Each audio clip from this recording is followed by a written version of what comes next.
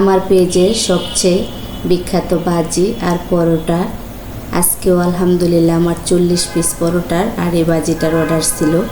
আজকে আমি ভাজিটা কিভাবে করলাম আপনাদের সাথে শেয়ার করব। আসসালামু আলাইকুম। এই ভাজিটা করার জন্য আমি নিয়েছি আলু, কারি পাতা, চিলি ফ্লেক্স, কাঁচামরিচ কুচি আর পেঁয়াজ কুচি। সবগুলো উপকরণ আমি একসাথে করে নিয়েছি। আর একটা ফ্রাই প্যানে দিয়ে দিয়েছি পরিমাণ মতো তেল দিয়ে আমি এটার মধ্যে কারি পাতাটা দিয়ে দিব। কারি পাতা দিয়ে একটু ভেজে নেব। একটু ভাজা ভাজা করে নিলে কারি পাতার খুব সুন্দর স্মেল আসে।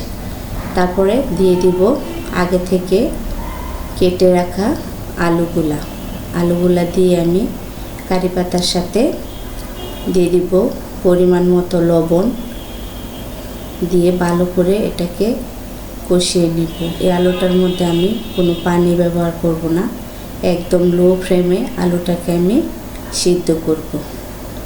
এই ভাজিটা যারা আমার কাছ থেকে এ পর্যন্ত নিয়েছে আলহামদুলিল্লাহ সবাই বলেছে খুবই ভালো হয়েছে। এই জন্য আমি বারবারই এই ভাজিটার অর্ডার পাই।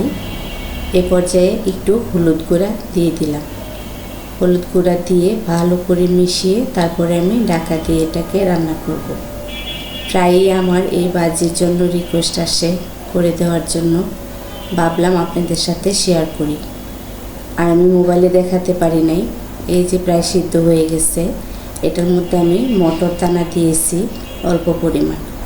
আর এখন সিদ্ধ হয়ে গেছে, দিয়ে দিব চিলি ফ্লেক্স, কাঁচামরিচ কুচি আর পেঁয়াজ কুচি, কাঁচামরিচ কুচি, চিলি ফ্লেক্স এইগুলো আমি একদম সিদ্ধ হওয়ার পরে দিব, যেন কাঁচামরিচগুলো সবুজ থাকে, গলে না যায়, আর পেঁয়াজগুলো একটু কসকসা টাইপের থাকে, তাহলে খেতে খুবই মজা হয়।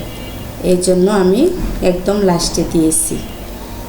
এটাকে এখন ভালো করে মিশিয়ে নিয়েছি। এই তো আপনাদের পরিবেশন করে দেখালাম। সবাই ভালো থাকবেন, সুস্থ থাকবেন, আর এরকম মজার রেসিপি পেতে আমার সাথে থাকবেন। আসসালামু আলাইকুম।